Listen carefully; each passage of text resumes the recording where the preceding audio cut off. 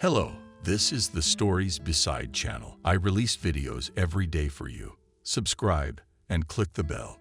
Is there going to be food in this house today or what? The father of the family asked loudly and indignantly. Benjamin, honey, but we just had dinner. Kathy looked surprised at her husband, who was sitting in front of an empty plate, holding a spoon in his hand and looking at her expectantly. She had fed the whole family a modest dinner and was determined not to understand exactly what was required of her. The children had long since eaten and gone to their rooms to do their own things. "Oh, so it was dinner?" Benjamin asked mockingly. "I thought dinner should have some meat in it, at least in a man's dinner. You're the one who can get by with a cabbage leaf for breakfast, lunch, and dinner. I'm the one who works and brings money into the family. And as I thought, I had the right to expect a decent meal for that money." Kathy bit her lip. She belatedly realized that the old story was starting again, repeating itself every time the month came to an end. Each time, her husband approached this conversation very differently than the previous one. That was why the woman didn't immediately realize what he meant. She sighed heavily. "I didn't want to start this useless argument again, which would only lead to another quarrel and nothing more." She had heard all of Benjamin's arguments many times before, and many times she had answered them with her own. But they had never been able to come to an agreement. Nothing new. Kathy was sure of it. Neither of them had come up with anything, which meant that the continuation of this conversation would be as pointless as before. Still, she knew her husband was waiting for her answer, and keeping silent wasn't the answer either. 2 or 3 times she had tried this tactic before, and the result was not to her liking at all. "Benjamin," Kathy began gently, "we've had this discussion many times before. Should we start this again?" "It is." Her husband interrupted her firmly. "We're going to have this conversation until the situation changes. Or, to be more precise, until you get your act together and go to work. I can't, after all, drag you all around my neck forever." Kathy spluttered. "Honey, how can I go to work? They're not taking the little ones to daycare yet. There's no room anywhere. We can't afford a nanny, even if I got a job somewhere. But other people manage somehow, without any nannies. Other people have grandparents, sisters and brothers, someone else. But we have no one. I'm an orphan, and your parents don't want to take care of the kids, even for half a day. So I could get a part-time job. Don't put this on my parents again. They raise their own kids, and they don't have to take care of yours." Kathy froze on the spot, even stopped washing the dishes, which she had begun to do during this awkward conversation. The word alone hurt her, as if her husband had hit her. However, she wasn't sure physically hitting her wouldn't have come out less painful. "What do you mean with mine?" she exclaimed. "They are our children, Benjamin. You wanted them as much as I did." Benjamin grinned wickedly. "I did, but I didn't," he said. "It's not like we agreed that I'd have to carry the whole lot on my back. I thought that you'll sit on maternity leave for a while, and then, like all normal people, you'll go back to work. And now that you're a housewife, the kids are your responsibility, and I have nothing to do with them." Kathy felt as if someone was squeezing her throat with strong fingers. These statements were something new. Benjamin had never made such statements before. Yes, he complained that he had to feed his family alone, on his salary, which was not very high. His wife couldn't provide him with what he thought he needed, but never before had he claimed that their joint children had nothing to do with him. Benjamin, however, as if reading her thoughts, and certainly seeing her condition perfectly well, decided, it seems, to finally finish his wife. "And as for the younger ones, which you, so actively covering your laziness," he said, so I'm not sure that it's from me. I worked all day while you and Michael were on maternity leave. There's no telling who might have been visiting you during that time." Of course, Kathy couldn't take such unfair accusations any longer. Gasping, choking with tears, almost unable to see her way, she rushed out of the kitchen and, not realizing how she had done it, found herself in the nursery. 6-year-old Michael was looking after his younger brother and sister. Surprised, he looked up at her. "Mom?" he asked in an unusually serious tone for his age. "What's wrong?" "Nothing, son. Everything is fine." Kathy belatedly, realizing her mistake, tried to inconspicuously wipe away her tears. The boy looked at her carefully, then shifted his gaze to the younger children and nodded slowly.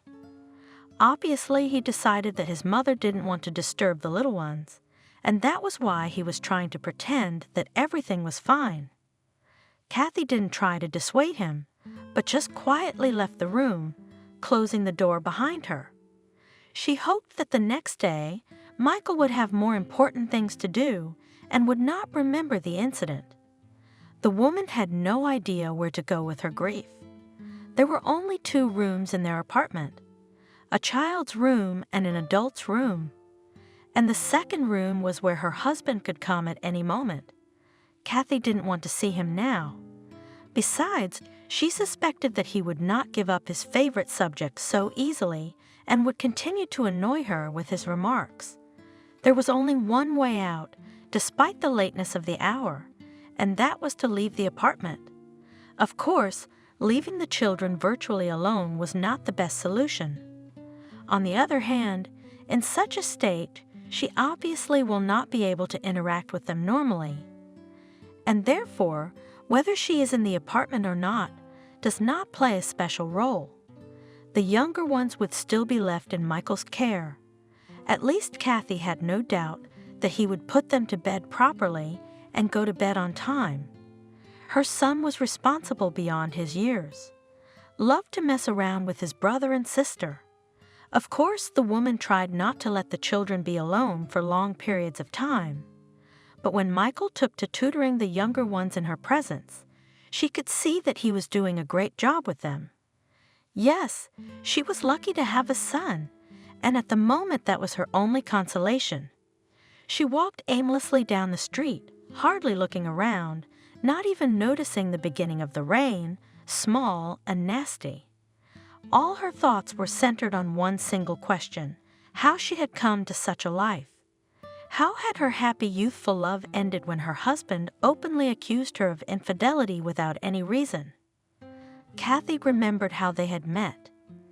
She is a young economics student at one of the country's leading universities. He was a promising young entrepreneur. Together they seemed to others, and to themselves, to be a perfect couple. Their relationship developed like in some romantic fairy tale. Courtship, gifts, restaurants, huge gorgeous bouquets of flowers. Both of them had a great future ahead of them, and hardly anyone could imagine the poverty and doom in which these people found themselves now. And this fall began, perhaps, at the very moment when Benjamin began to persistently persuade his future wife to leave the institute. "Why would you do that?" He said, "My income is enough for 2. You will stay at home, cook, clean, bring up children after all." At first, Kathy flatly refused to even hear about it. Raised in an orphanage, who had every chance to be at the bottom of life, she, by incredible diligence and by some miracle, managed to get into decent society. And now she clung to that opportunity with all her might. However, in the end, Benjamin managed to convince the girl that now this wonderful new world, in any case, will not go anywhere from her. And at first, everything was really good. Kathy, as Benjamin had planned, was setting up a household in the common house while he was doing his business. They had enough money, even with a surplus. Nevertheless, somehow it didn't work out. There were always some not obligatory, but pleasant things that I wanted to buy right now. And perhaps none of them at that time thought about the need for any savings. My parents would help us in case of emergency, Benjamin assured his young wife. When she timidly started talking about it, "You know they're not poor," Kathy still didn't know. He himself at that time believed what he was saying or was deceiving her, confident that that very critical situation would never happen. Anyway, after a while, something happened to his business. Kathy did not go into details and knew only that over time it began to give less and less profit until, in the end, did not finally collapse. And that's when it became clear that Benjamin's parents weren't going to help the young family in any way. "Except for you," his father told him. "We have younger children who are not yet on their feet. And you're a grown man, and you have to deal with your problems on your own." Then they had to sell the luxurious large apartment in which they lived and move to a small 2-room apartment on the outskirts of the city. Surprisingly enough, Benjamin himself was most dissatisfied with this arrangement. Apparently, it was the fact that he had spent his whole life in luxury, and now he was forced to carry a rather miserable existence. Kathy, on the other hand, was philosophically calm. She, of course, had also become accustomed to a poor life, but she had once led it, and therefore was more prepared for various difficulties and knew what to do under such conditions. Quite quickly she found a job. She got a job in a store as a saleswoman. The salary, of course, was modest, but it was still better than nothing. She didn't see any other options for herself anyway. Benjamin, on the other hand, chose a completely different way to solve his problems. He went on a long-term bender. Kathy didn't blame her husband for anything. Things happen in life. On the contrary, as a decent wife, she tried to inspire him, calm him down, and support him. And in the end, her efforts succeeded. Drinking Benjamin stopped and began to develop new ideas for business, which would allow their family to return to its former wealth and prosperity. However, with these ideas, always something did not go well, even if it was possible to save some initial amount and start a new business. Quite quickly, there were all sorts of difficulties that brought all Benjamin's efforts to naught. And the longer it went on, the more unbearable the man's character became. "I do not have enough money to fully realize my projects," he frankly told Kathy. "But what can I do, sweetheart?" she replied. "I'm already taking all the extra shifts I can. I work almost no weekends. I just don't have anywhere else to take the time to earn even more. Of course, if I'd finished college, it would have been much easier. But what's to be sorry about now? This situation should be a lesson to both of us. I need to finish my studies and find a normal job. Besides, like I said, I'll need to save up. But of course, that's just for when we get out off. How are we going to get out?" Her husband was indignant. "Well, to have more money." Shyly stammering Kathy, "You could get yourself some part-time work, even for half a day." "I don't have time for that." Benjamin was adamant. "In case you haven't noticed, while you're working for pennies, I'm trying to rebuild the business and get us back on track, and you're not helping me at all." "But I'm really doing the best I can," Kathy replied in surprise. "No." Her husband objected with obvious irritation in his voice. "Not everything.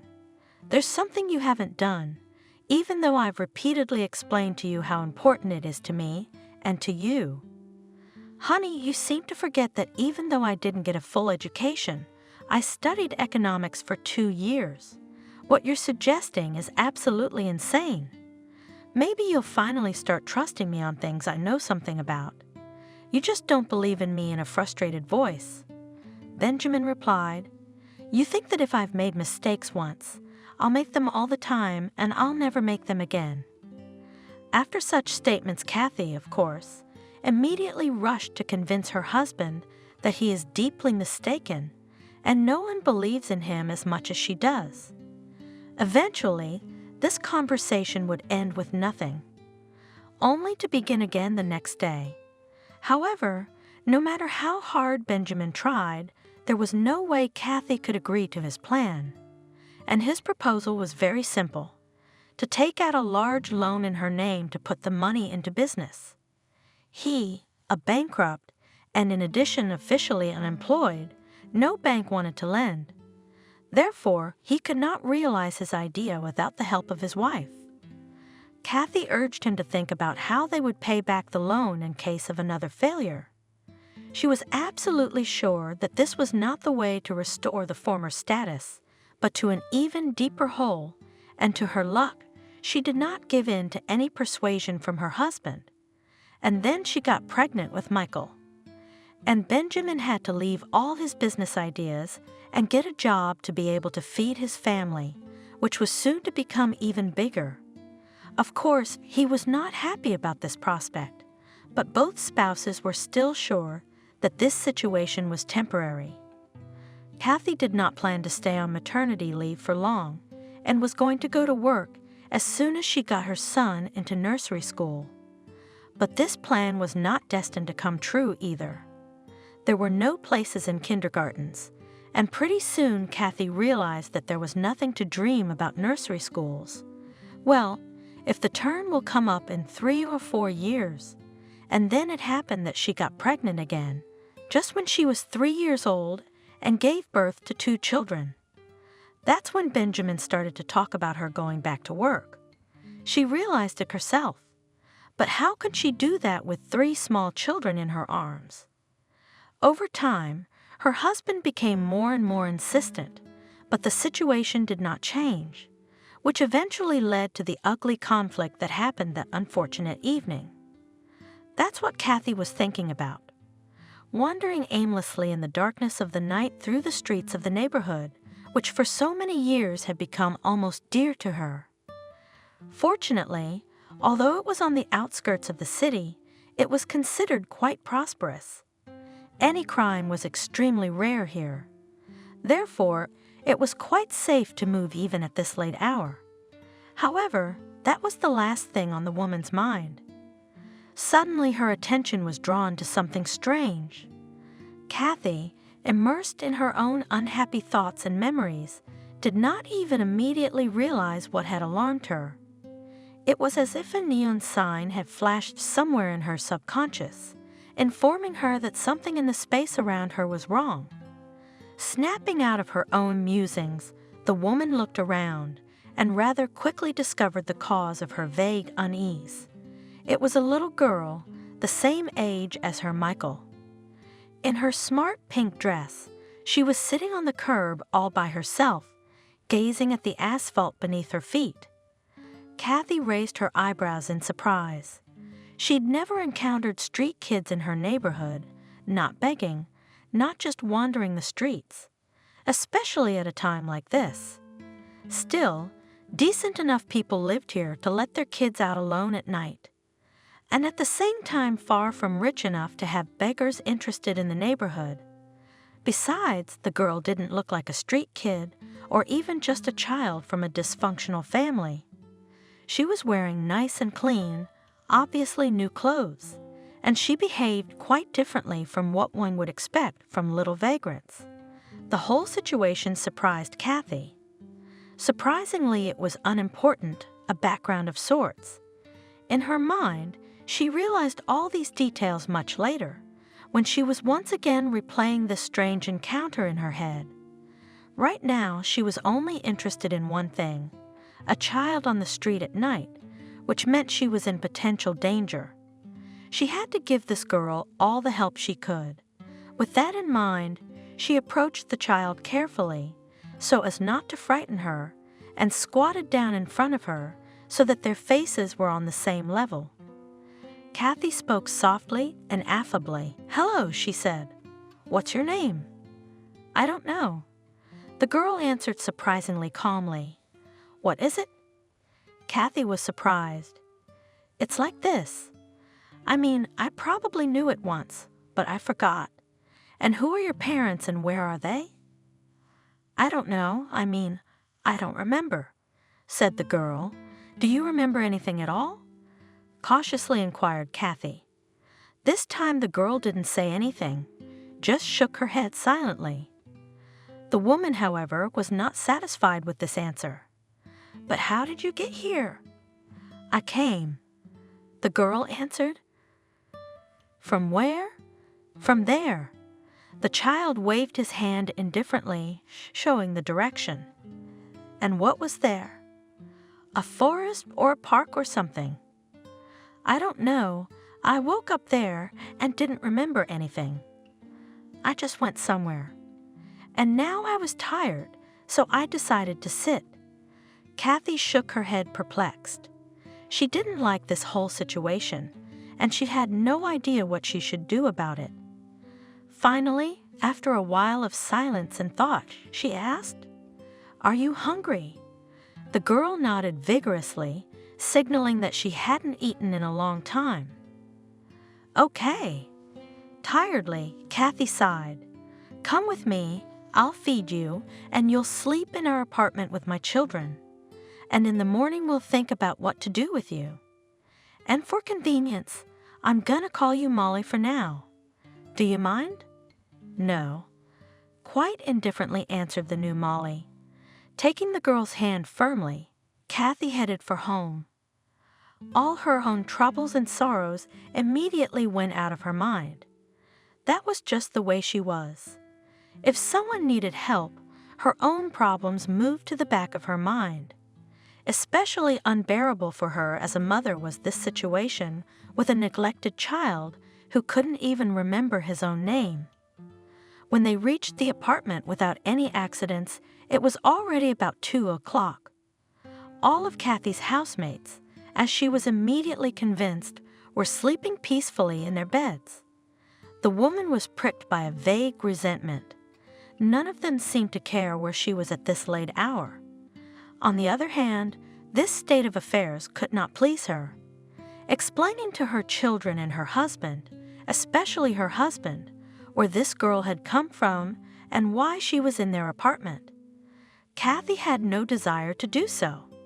She quietly went to the kitchen, took out the remains of a modest dinner from the refrigerator, and fed the little waif. Once full, the girl began to yawn desperately. It was clear that Molly not only had not eaten for a long time, but also had not slept for a long time. Kathy decided to make a bed for her on the couch and settled down on the floor. Monstrously tired for the day, she fell asleep very quickly, forgetting to even set her alarm clock. As a rule, she got up before everyone else in the house.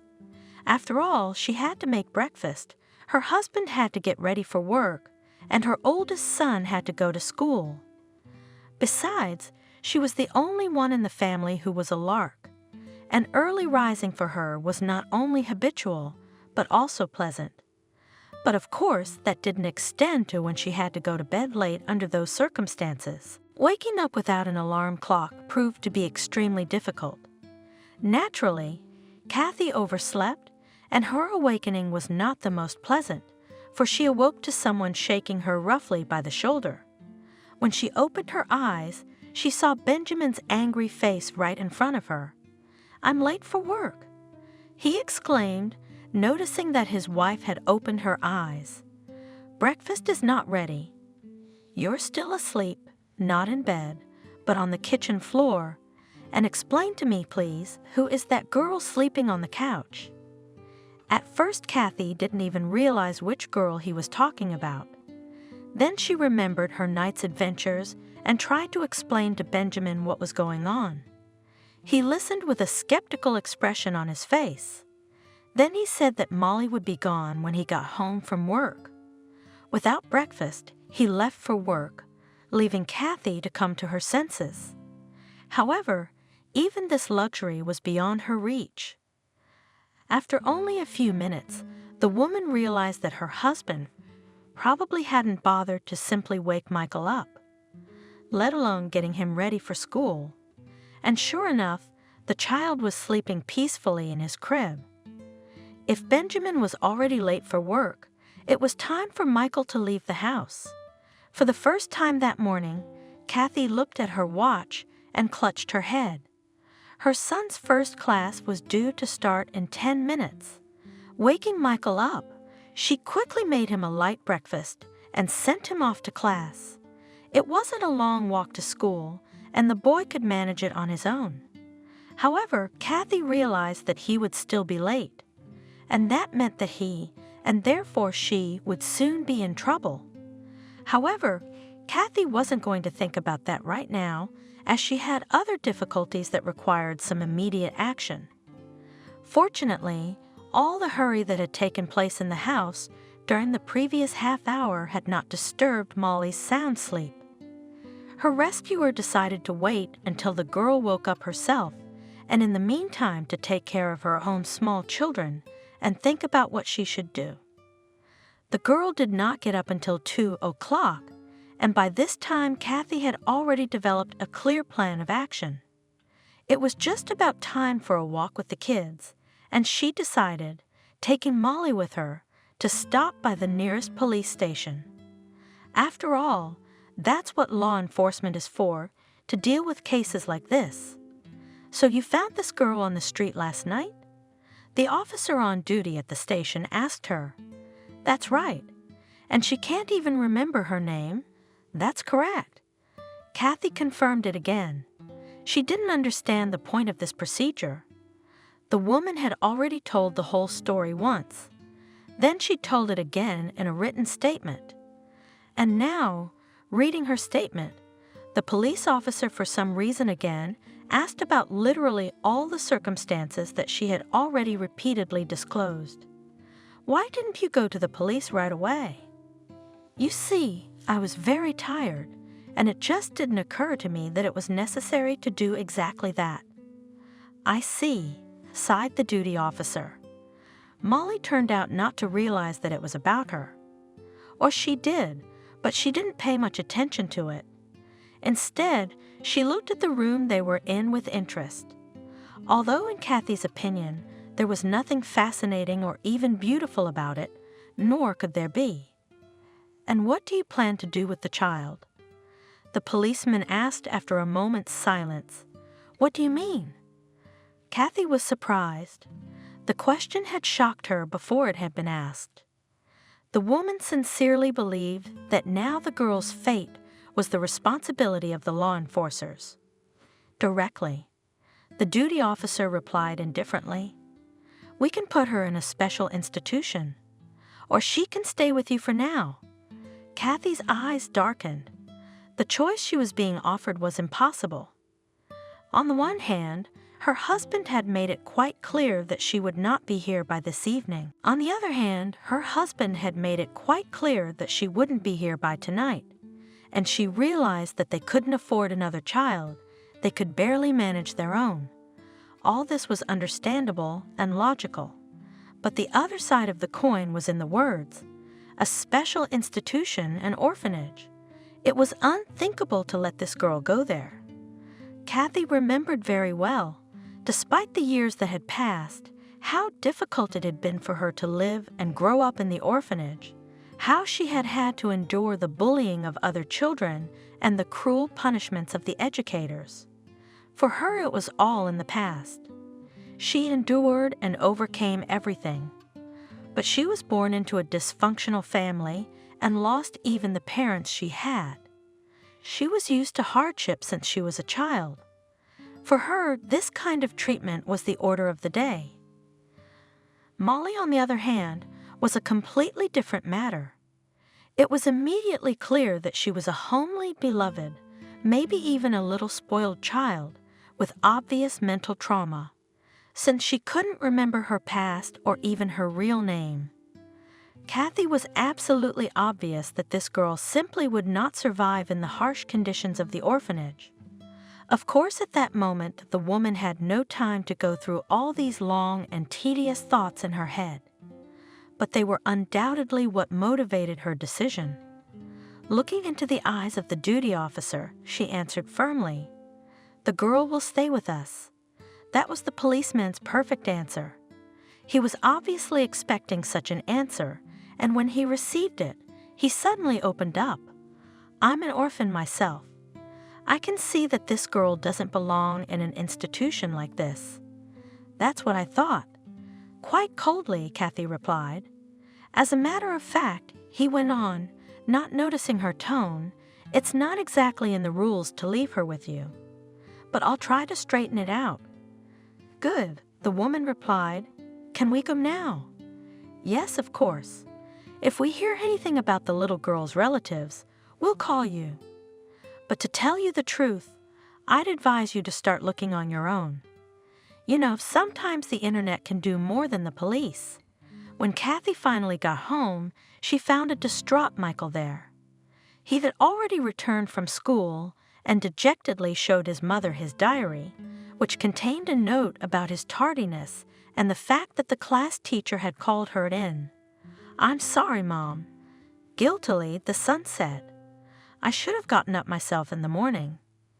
No, you didn't, Kathy replied. You know it's my job to wake everyone up in the morning, not because it's my job or anything like that, but because that's what we agreed. So I'm the one who should be apologizing to you. From their conversation, it would seem that no other girl was present in the apartment.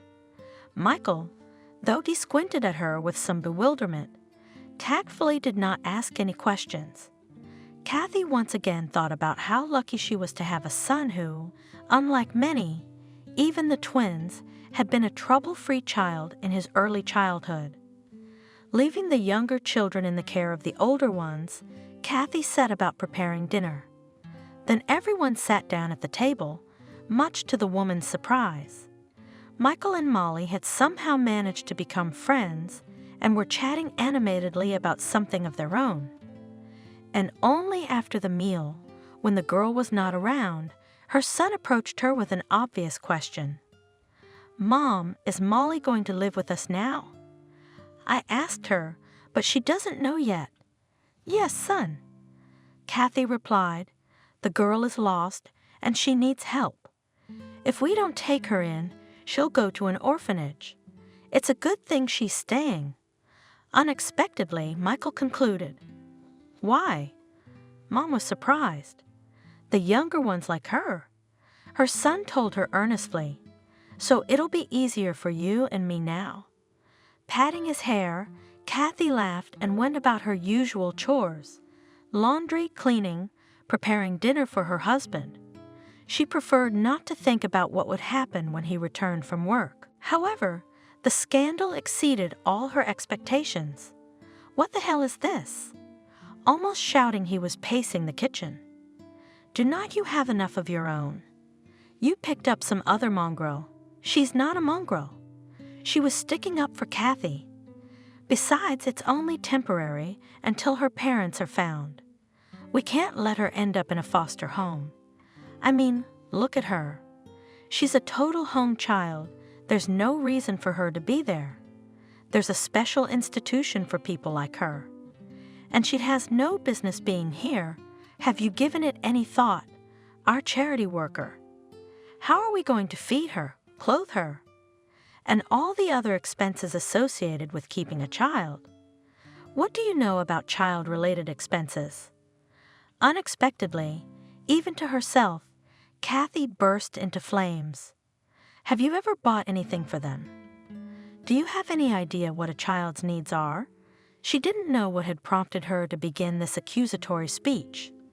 Perhaps it was just a resentment that had built up in her soul over the years, and now she needed a place to vent it. Her husband listened to her angry confession, unusually quiet, without interrupting or objecting. He must not have expected such pressure from his wife, usually affectionate, calm, even in conflict situations. And Kathy kept talking and talking, saying everything that had accumulated in her soul, and that the money that he earns, categorically not enough to live on, and that it could have been avoided if he had gotten a job right away instead of sitting on her neck for several years. She even reminded him of the various excesses that he allowed himself after the birth of their children, while she herself had to count the pennies that he gave her to somehow feed and clothe the whole family. She talked, of course, not only about money, also about how their relationship had deteriorated, how she lacked the former love and romance, not only and not so much flowers and gifts, of course not. She would like some simple human attention, and at least a little warmth and participation, instead of constant unfair reproaches. Well, in a perfectly calm tone, Benjamin said, when Kathy had finally finished her monologue, "I take it you're all much better off without me than with me." The ominous phrase hung in the air, and the man, without another word, took a large suitcase out of the closet in the room and began to pack his belongings into it. Kathy, it would seem, should have, seeing this, started crying, apologizing, telling her husband how much she loved him. Persuade him not to make any hasty decisions, and only some 2 days ago she would have done just that. But now she looked on with the equanimity that had ruined her. Benjamin was assembling at an emphatically leisurely pace and glanced occasionally at Kathy. Obviously, he expected the usual reaction from her too, and probably more intent on scaring the woman than actually going. If so, his plan didn't work, and once the suitcase was fully packed, there was nowhere to retreat to. "To hell with you," he threw angrily to his wife and slammed the front door behind him. Kathy stood in the middle of the kitchen for a few more minutes, then waved goodbye and went into the nursery. There Molly and Michael did their best to calm the younger children, obviously frightened by the ugly scene in the kitchen. The older ones were as pale as chalk, but feeling responsible, they tried not to panic. The woman hugged all 4 of them tightly. "Is Daddy not coming back?" Michael finally asked. Kathy noted that there was not an ounce of regret or joy in his voice. In fact, he didn't really care whether Daddy came back or not. He was just clarifying the information. Of course he did. The man who rarely came home, even on weekends, was almost a stranger to the children. "I don't know," she answered honestly. "Maybe he'll come back in a while." So they became a family of 5, 4 children, and Kathy herself. If at first she had feared that without her husband's help she would not be able to support such a horde of hungry mouths, she soon discovered that this was not the case. On the contrary, without constant scandals and ridiculous demands to live much easier and calmer. This was despite the fact that there was no money for household expenses. Benjamin allocated from his salary some very tiny amount, while the bulk of them Kathy paid from her maternity pay. It was getting close to the time when the former were due to expire, and that was a bit of a problem. Kathy realized there was no way she could go full-time with 4 young children. But suddenly, with Benjamin gone, she had the energy and time to slowly start looking for part-time options. And that's where a few happy accidents helped her. First, she got a call from the principal of a kindergarten, the enrollment line in which her children were waiting.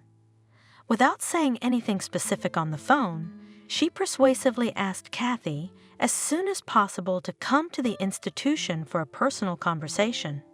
"Hello," she began the meeting. "I understand that you have been waiting for a long time for your children to be able to enroll in our daycare center. So long that one of them has already managed to go to school." Kathy replied somewhat irritably. "I'll tell you a secret," the principal remarked. "By the time it's your turn, the younger ones will have already gone to school. Many are left without a garden. Unfortunately, we have many more children than places. And don't look at me like that. I didn't come up with this, and it's not in my power to change it.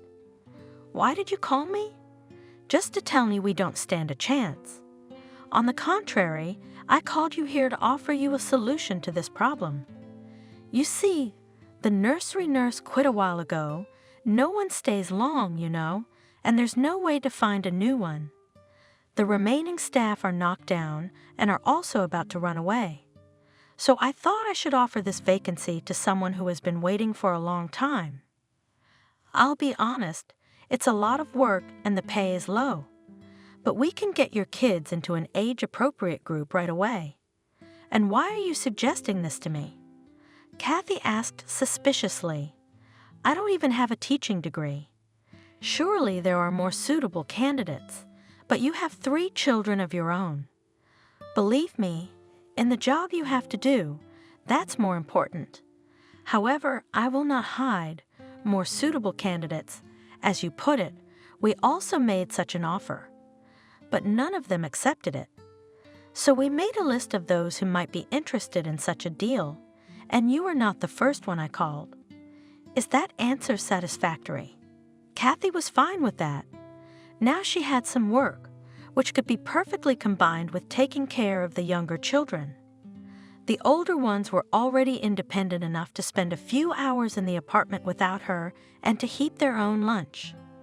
Moreover, the kindergarten was not far from their school and home.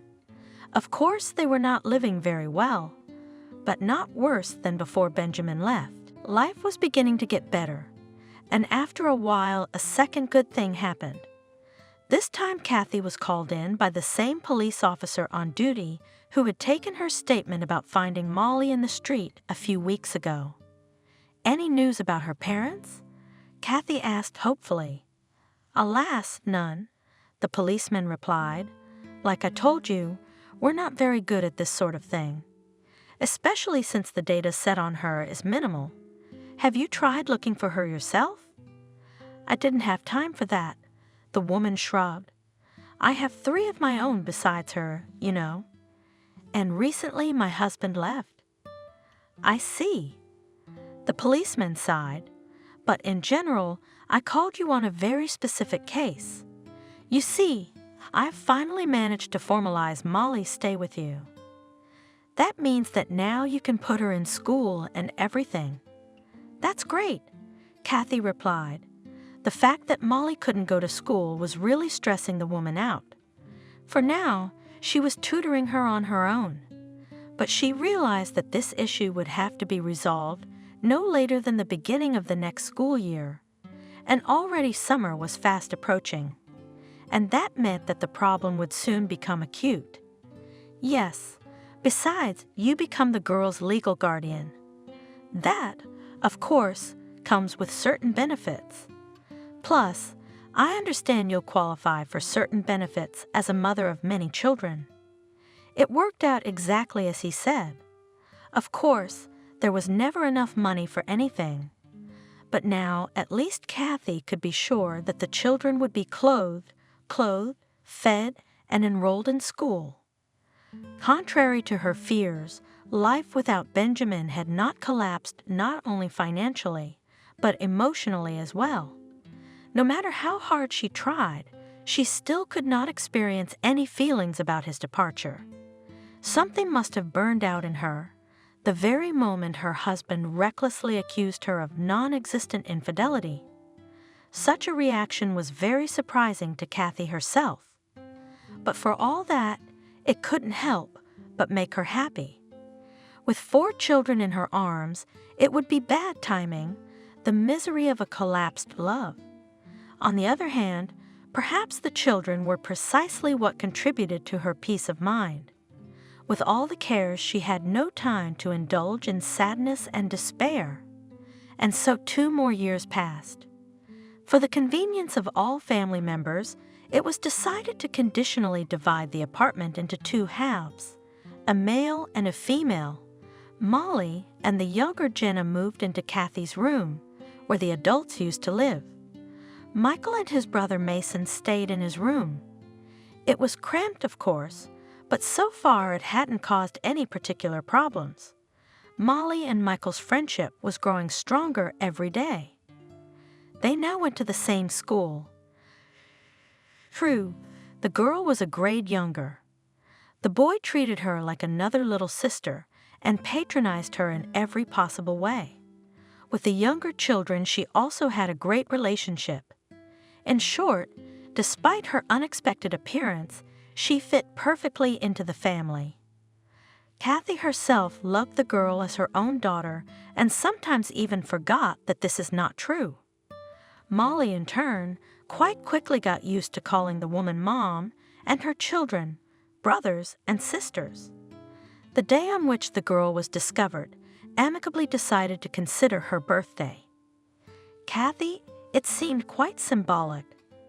After all, who knows what might have happened to Molly if she hadn't caught her eye in time?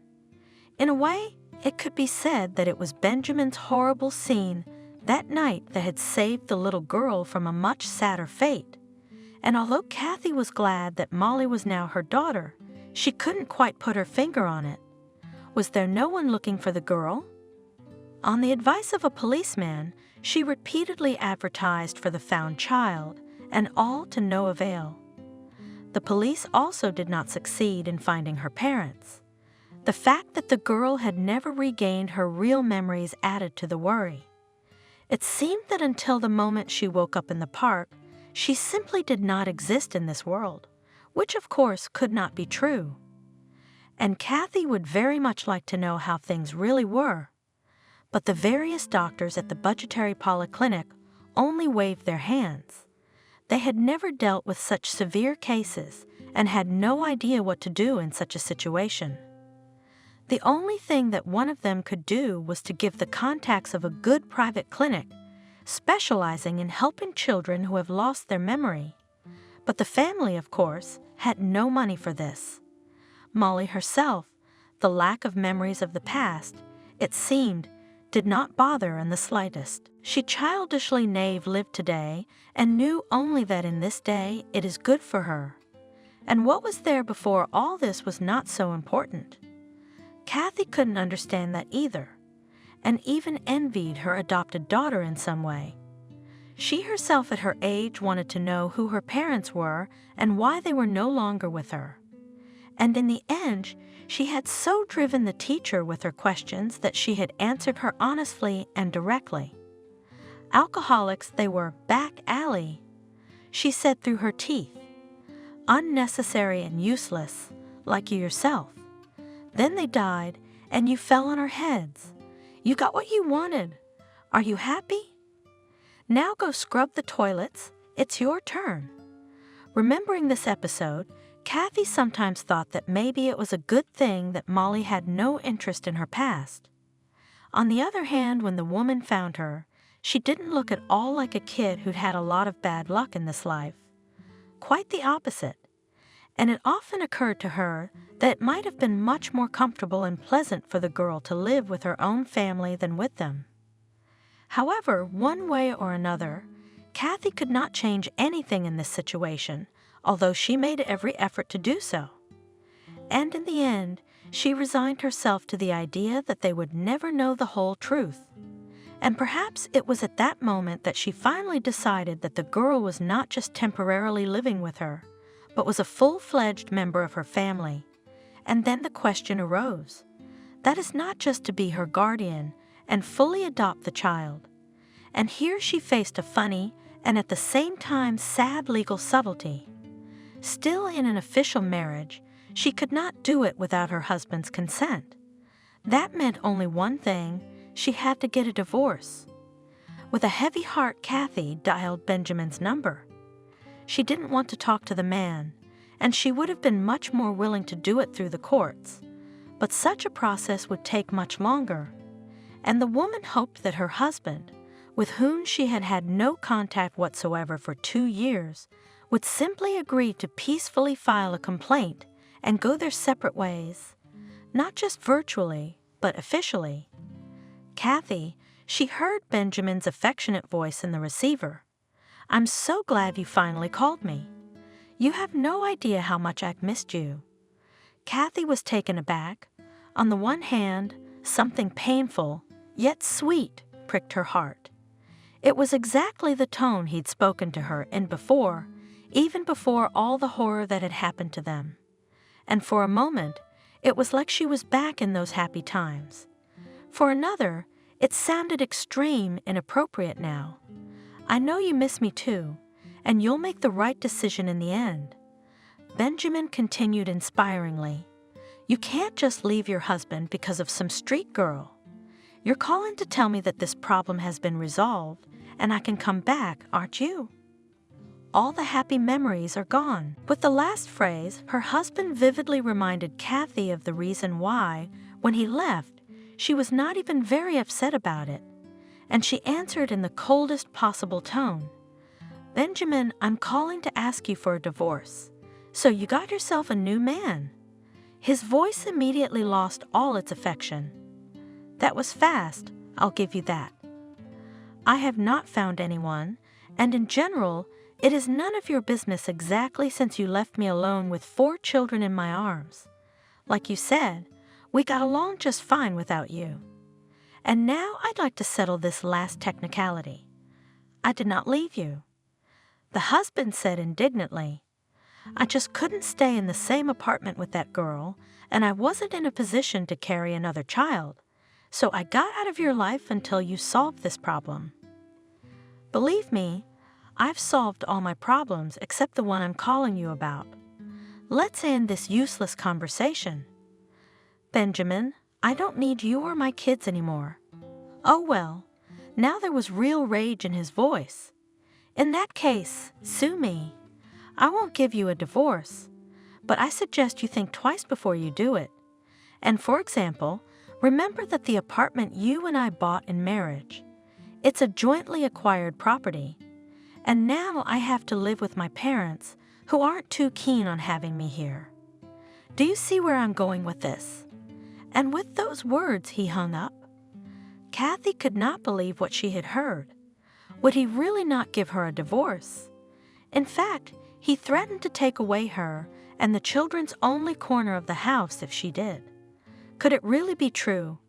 That romantic, loving young man she'd once married, but she had nowhere to retreat. After a few more attempts to peacefully negotiate with her husband, she realized it was all useless. Either she gets rid of Molly and Benjamin comes home, or divorce through the court with division of the apartment. He wouldn't hear of any other options. "I realize you still need time to come to your senses," he said in one of those conversations, "and I'm not in any hurry to make a decision. But since you deign to talk to me, keep in mind that I'm waiting for it, for your decision. And even my patience isn't unlimited." Kathy herself didn't want to drag this whole thing out, maintaining a status of sorts. It was clear that it was impossible to hang this issue indefinitely. It was necessary to solve it right now. After all, Molly's formal adoption was also a kind of formality. Like this divorce, it was true. But what if, for example, she wants to remarry? In the end, Kathy made up her mind after all and applied to the court. Before doing so, she did one thing. She tried to explain to the children in terms they could understand that their living conditions could soon become even worse than they were before, and at least for a while they would all have to live in a one-room apartment. To her surprise and delight, everyone was sympathetic to the decision. Benjamin kept his word and really tried to sue for the part of the apartment that belonged to him. However, unexpectedly, the court rejected his claim. The judge cited the fact that all their children live in the apartment with their mother. In addition, there is also the only place of residence of another child. Therefore, it is impossible to divide the apartment in any way, unless if part of the children's hapless father will take to his upbringing. There was an ominous silence in the hall. The children were too young to have their opinions and desires taken into account by the court.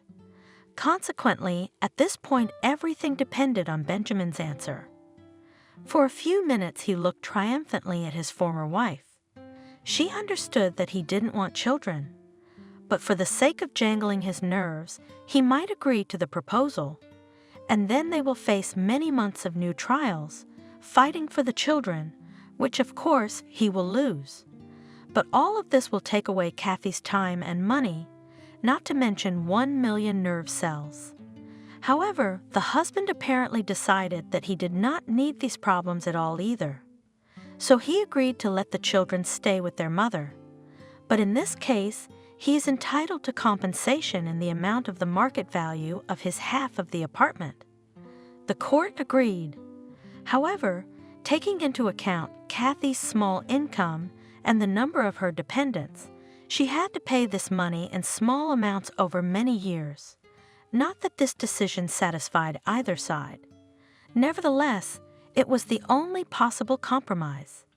In Kathy's family, this state of affairs was considered an absolute victory. The children, however she had prepared them, appeared terrified of the legal process, especially the prospect of being separated and forced to live with a father the younger ones didn't even remember. And now that it was all behind them, the boys were jubilant.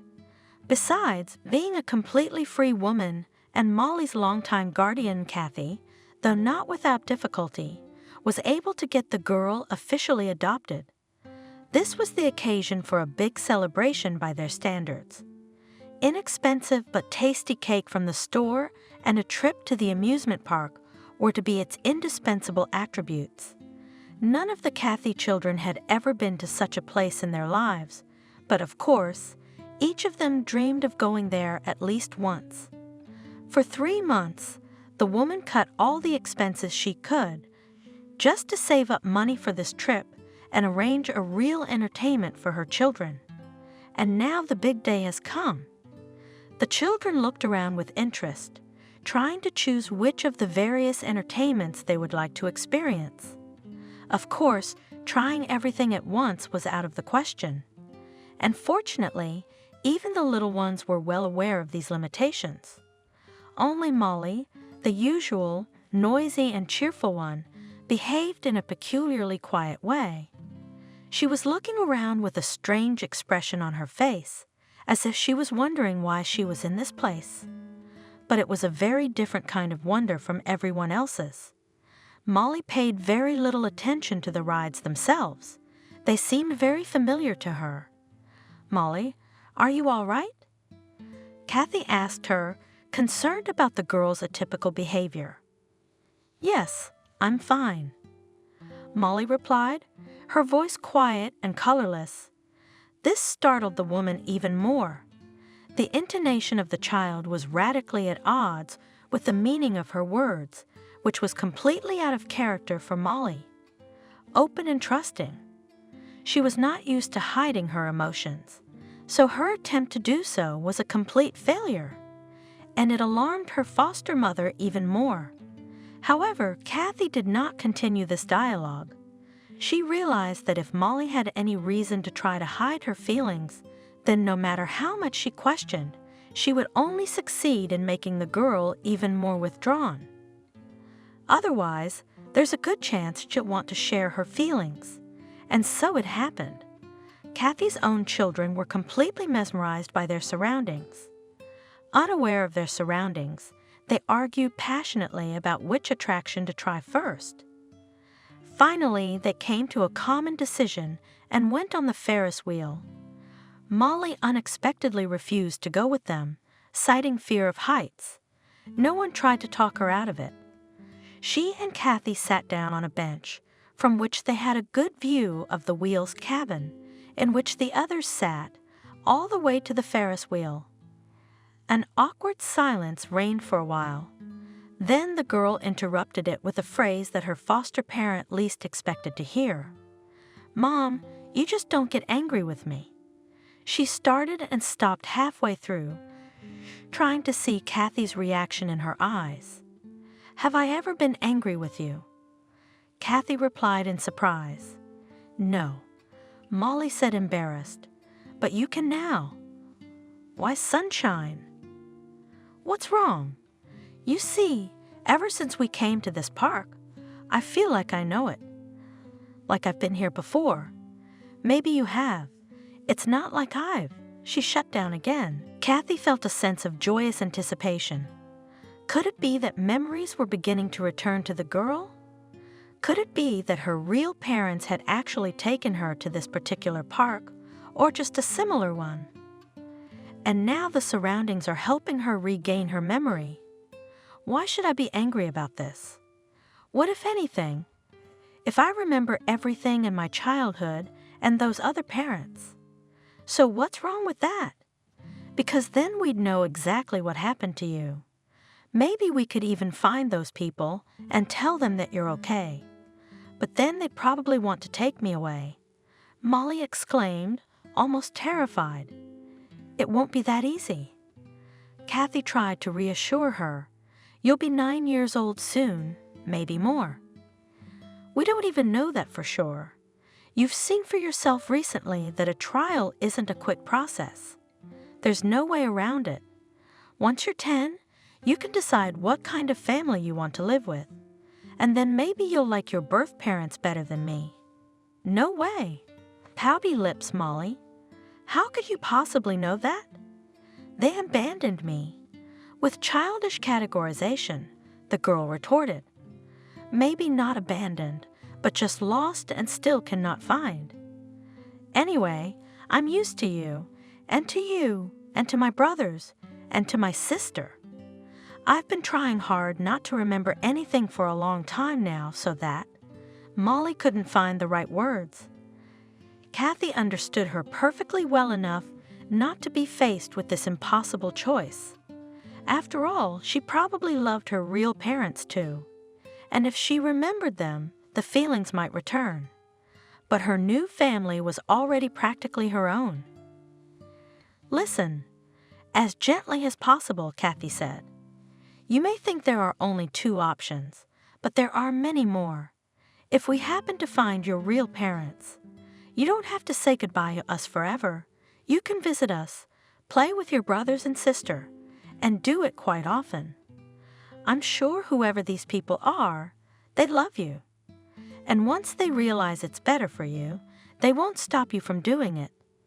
Molly rounded her eyes. It seemed that such an option did not occur to her at all, but now her thoughts flowed in that direction, and the girl calmed down a little, realizing that everything is not as hopeless as she imagined it. Unfortunately, Kathy could not say the same about herself. She was not at all sure of the justice of her own soothing words. It is not known how long the conversation would have continued, or where it would have led in the end, had it not been interrupted, rather unceremoniously. A man dressed in the uniform of an amusement park employee approached them. He had a broom in his hands and did not look the most welcoming. Nevertheless, when he spoke, his words sounded polite and without any aggression. "Hello. I'd apologize, but your daughter looked very familiar. Isn't that Lisa by any chance?" When she heard that name, the girl perked up. From the outside, she was like a lost dog who in a casual conversation of strangers heard her name. She began to stare intently at the janitor, as if remembering whether she had not met him before. "You see, what's the matter?" Carefully choosing her words, Kathy replied, "We don't know for sure, and we can't rule out that it is her. The fact is that this girl was found about 3 years ago, quite far from this place. She was wandering around in the street at a very unchildlike time and remembered absolutely nothing of her past, and unfortunately still doesn't to this day. If you really know her, 3 years ago," stunned, exclaimed the janitor. "I'm sorry, I didn't mean to interrupt you, but that's when I and anyone else last saw the girl I'm talking about. Of course, she looked much younger then, but the resemblance is uncanny. Tell me everything from the beginning," Kathy suggested. While the janitor sighed and collected his thoughts, the children on the Ferris wheel returned. Michael, however, realized from the look on their mother's face that something serious was going on and that it was not worth interfering with the conversation. He diverted the attention of the younger ones to something and then gently led them to the new attraction. They used to come here a lot, you see. The girl's family, father, mother, and little girl. The janitor began at last. They used to come here almost every week, and then they disappeared. But I didn't think much of it at the time. Maybe they found another park they liked better? or something. That's when the amusement arcades started sprouting up all over the city like mushrooms after a rainstorm. And then what? Molly asked, listening to him as if mesmerized. And then I saw an ad in the paper that the girl was missing. The parents offered a lot of money for any information about her whereabouts, but as I understand it, they never found her. Do you have, I don't know, a copy of that paper? With a mixture of fear and hope, Kathy asked. There's no newspaper left. The janitor replied, but if you are interested in the contacts of these people, I kept them just in case. What if I see or hear something? Digging a little in his pocket, he took out an old push-button phone, found the right number, and dictated it to Kathy. Wouldn't it be nice if you were Lisa? He said one last thing to Molly. Her parents, as far as I could see, were very fond of her. Both Molly and Kathy returned home in a strangely agitated state. Perhaps the solution to the mystery that had plagued them, both for 3 years now, was right in their hands. But neither of them knew where its discovery would lead. The shrewd Michael, of course, noticed that something was amiss, but he didn't ask any questions. On the contrary, he carefully diverted the attention of Jenna and Mason so that they wouldn't pester him. Kathy spent several days in a row with the phone in her hands, dialing the cherished number, then quickly resetting it before the call could go through. It wasn't even that she was afraid of what she might find out. It was just that she had no idea how to start this difficult conversation. But at some point, gathering her strength, she did take that decisive step into the unknown. Hello, what can I do for you? After a few beeps, a pleasant male voice answered her. Hello, said Kathy. Then she exhaled sharply and continued. My name is Kathy. I'm calling about your daughter who went missing about 3 years ago. What? The polite, neutrally friendly tone of the caller changed immediately. The man was obviously stunned by what he was hearing and had no idea how to react. Whether to rejoice, whether to be indignant, whether to be frightened. What information could this strange woman be telling him? You know what this is about. There is some possibility that she has been in my care all this time and was recently adopted by me. I can't say for sure, as the girl had lost her memory for some reason and had no idea of her relatives. I don't want to get your hopes up, but a few days ago, she seemed to be recognized by the janitor at the amusement park. I think you and I should meet and talk things over. The man replied gruffly. You're right, but I'd prefer the first meeting to take place without the girl. Why bother her and you unnecessarily? I agree, he replied. Only a few hours had passed when Kathy, terribly worried, walked into one of the most expensive restaurants in the city. A man was already waiting for her at the indicated table.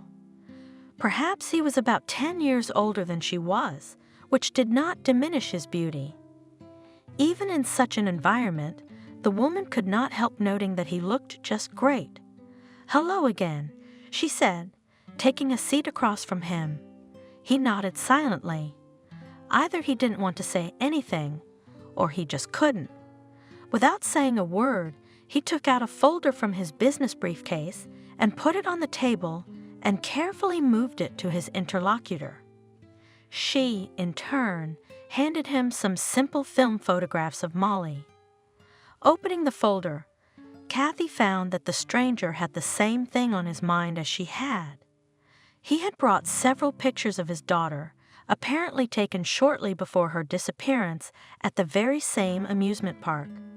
In one of the pictures, she posed in the pink dress she had been wearing the night the woman had found her on the street. There could be no doubt. Molly was the one in the image. Kathy had no pictures of the girl from the same period, only the most recent pictures, taken on a recently acquired cheap camera, bought out of hand on one of the classified sites. Despite this, the man apparently recognized his daughter unmistakably. "It's Lisa," he whispered. "My God, she's alive, and as far as I know, perfectly healthy, except for the memory loss. I'm afraid it's true that I had no way of providing the standard of living to which she was accustomed, but the alternative was an orphanage, and I felt that even my modest 2-room apartment on the outskirts was better than that." The man fell into silence again. Kathy did not hurry him. She understood roughly what kind of storm was going on in this man's soul. At last it subsided a little, and he was able to put words into sentences. The first thing he said came out of the blue. "I never introduced myself. I'm Charles. Nice to meet you." Kathy replied in a casual way. "Yeah." He hesitated. "I'm sorry. I'm in a bit of a state of shock right now. But anyway, I have to thank you for taking my little girl in. I've been trying to find her parents for quite some time, but apparently they've separated from you somehow." Cautiously she began. "You, I understand, mostly gave ads in newspapers, and I placed them on the internet." "I didn't even think about the internet," Charles sighed. "And no one told me. Although I've always been told I'm too old-fashioned, especially for my age. Did you report it to the police?" "I did, of course." He sighed, "but they couldn't find anything." "That's strange, because the first thing I did was go to the police. I was told by a police officer at the time that there was nothing they could do." "Really? I didn't know her name, and I guess they needed to check through their channels. Speaking of which," Charles darkened visibly, "did you say she'd lost her memory?" "Unfortunately, yes. I took her to the doctors, and there was nothing they could do. It's true that when we were in that very park, it was as if she began to vaguely recognize the place. Maybe if she sees you, it'll trigger the rest of her memories. I'd like to believe that." Charles said with another heavy sigh. "Only, you see, there's another problem." "What do you mean?" "You see, the girl has lived in our family like a family member. She became very attached to me, and perhaps more importantly, to my children. And I will, pardon my harshness, insist that they continue to communicate. Unless, of course, you intend to take her in. You're not rich, are you?" Charles suddenly clarified. "I'm not ashamed of it, and I can assure you that Molly, excuse me, Lisa, gets everything she needs to live." "Yeah, that's not what I'm getting at," he said. "It's just that I think I have an offer for you that will satisfy all parties. Unless, of course, you value your job too much." "What exactly are you proposing?" "Well, you see, I'm a single busy man, and I'm not sure I can devote the time I need to my child. You see, after everything that's happened, I've been very busy. I have a big mansion in the suburbs. Why don't you move in with the kids? You'll be a live-in nanny. Don't worry about school. You can send your kids there with your own driver. By the way, there's an upscale institution just down the street. I think we can place not only Lisa, but her new siblings as well. I thought you said you had several siblings." 3. Kathy confirmed it, "and 2 of them are due to start school this year. So you're in." "It's a very tempting offer." Kathy replied thoughtfully. "There's just one thing I don't understand. That janitor in the parks said that you always came there in threes. Where is your wife?" Charles lowered his eyes to the table, but Kathy saw tears glisten treacherously in them. Only now did she realize how stupid and tactless her question had been. They had lost a child. Perhaps they had thought the girl was dead. There was no telling what could happen to a mother under such circumstances. "You see," said Charles, quite quickly getting over his emotions. "Lisa was a late baby, a very long-awaited and beloved child. My wife and I wanted a big family, but it didn't work out for a long time. And then finally, our daughter came along. The doctors said that the second birth the body simply could not withstand.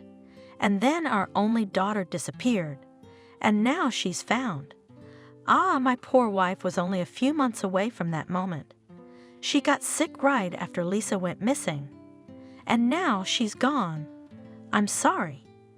Kathy said quietly, I'm sorry for your loss. He nodded and took a sip of water from the glass in front of him. They sat in awkward silence for a few long minutes, and then, wanting to change the subject to something less painful, they began to discuss the details of the move and Molly and Lisa's meeting with her birth father. As a result, Kathy returned home with a clear plan of action. Her own children took the move to the huge mansion as a magical adventure. Even Michael, always reserved and serious, was almost jumping for joy. Molly alone showed no signs of happiness. She still didn't remember her father, and she was afraid to meet him. She was also visibly upset by the news of her mother's death. Now, I don't remember her. She said Kathy, and I'm not even sad. But if I did, I'd probably be very sad. That's why I chose to tell you now, so you'd be ready when you remember. The woman answered her. It took another 2 weeks before the family was completely ready to move. And then finally, the day came when Molly Lisa was to meet her birth daddy. All the participants and witnesses of this event, except for little Jenna and Mason, were terribly worried.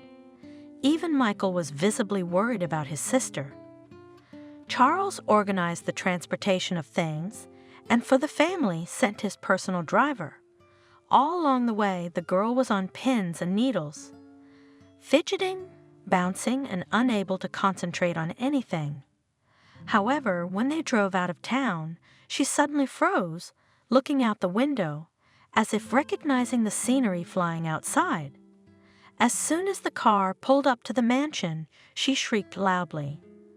Charles was no less worried than his daughter, waiting for them right on the doorstep. The girl got out of the car and froze, looking either at him or at the house. Her father started to move forward, but stopped and eventually stayed where he was, shifting nervously from foot to foot. She walked up to him and said in a half-questioning tone, "Daddy?" "Lisa, daughter, do you remember me?" It was evident that he was restraining his desire to hug the child so as not to frighten her. After all, he was well aware that he was probably nothing more than a strange uncle to her now.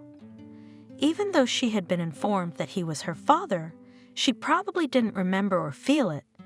"Vague," said the girl. "It's like I'm remembering something, but I'm not sure. Maybe I'm just making it up in general."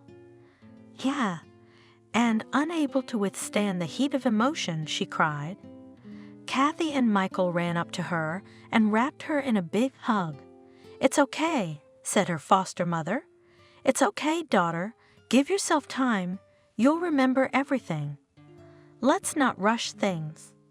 The last phrase was addressed to Charles. He, however, did not think to take any action, realizing what a difficult situation they all were in. He turned abruptly and walked into the house, gesturing for the new residents to follow him. The family had already been living in the mansion for a month, and the girl's memory didn't even think of recovering. From time to time, she seemed to recall some fragments, but she could not understand whether it was true or a figment of her imagination. Finally, Charles and Kathy decided that it was time to seek professional help. By some miracle, the woman found a business card from a private clinic that had once been left for her by one of the doctors at the city hospital. Charles could afford to pay for the services of its specialists, and Molly Lisa began to visit this institution regularly. "Don't expect immediate results," one of the doctors warned them. "It can take many months or even years to regain your memory, especially if it was lost as a result of a traumatic memory." "Do you think she suffered some kind of trauma?" Charles asked worriedly. "I mean psychological trauma," the doctor explained. No physical injuries were found in our examination, but the very fact that she was lost could be what blocked her memory, especially if she had time to decide she was never coming home again. A defense mechanism of sorts, if you will, and now we have to convince her brain that it doesn't need it anymore. That night, after putting the children to bed, Kathy knocked on Charles' room. He was sitting at his desk writing something in a thick notebook. "Do you need something?" he asked politely. "Charles, I've been meaning to ask you something, but I've been hesitating. Can you tell me how Lisa disappeared? Call her by her usual name if you like. She doesn't respond to Lisa anyway, and it's not certain that she ever will. As for the circumstances of her disappearance, I don't really know much about it. My wife and I put her to bed that evening, and in the morning she was gone. We searched the house and the neighborhood, but found nothing. There were no security cameras either at our place or on the road, but we didn't find any sign of intruders in the house. It's as if she left of her own accord, but she had no reason, as far as I can see, to do so." "Not to my knowledge, no," Charles answered. 6 months of treatment at the clinic have passed, and it has finally yielded its first results, and most happily for the girl's father. She finally remembered him. It came to light in the early morning when a pleased Molly Lisa ran down the stairs to the living room where Charles was having breakfast and embraced him in her arms. This, of course, in no way canceled her love and affection for her new family as well. It was only now that she was truly happy that they all lived in one spacious house. From then on, she began to answer to both her names.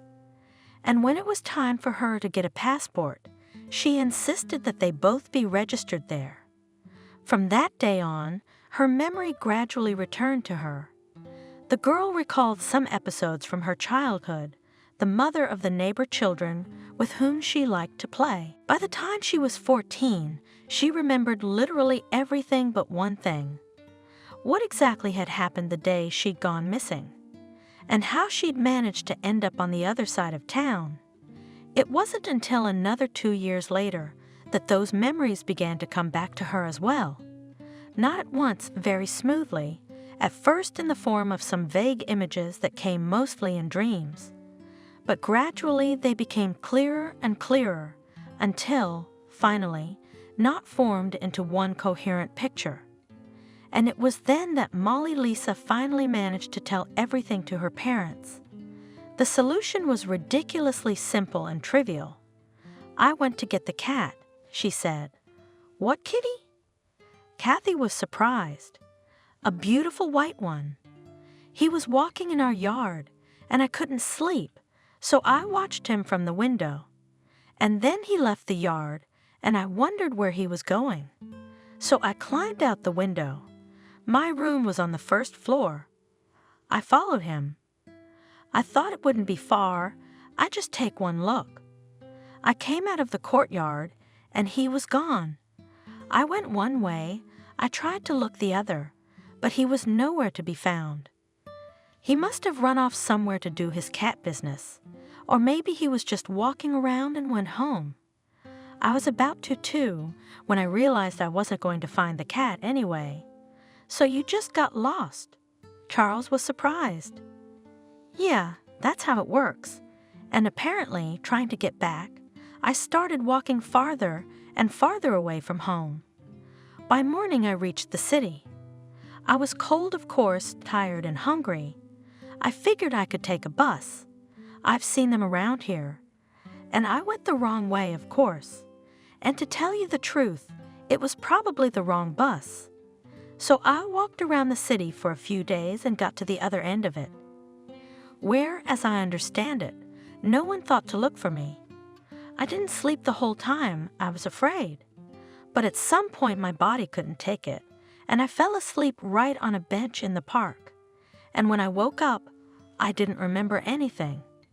I went wherever I was going, and then my mom met me. That's the whole story." Around the same time that Molly Lisa's memories returned, Charles and Kathy decided to get married. Living in the same house, they became very close and found quite a few common interests. And Kathy's own children had long perceived her new husband as their father. He responded to them in the same way. Kathy fulfilled her childhood dream. Again entered the Institute at the Faculty of Economics and graduated with a red diploma. After that, her husband was happy to hire her at his company. The woman sold her second apartment and paid off Benjamin for his half of the living space. So they lived as a big, friendly family in a huge mansion, which was now theirs in common. As a memento of her adventures, Molly Lisa brought a huge white cat from somewhere. The street animal required a long course of treatment.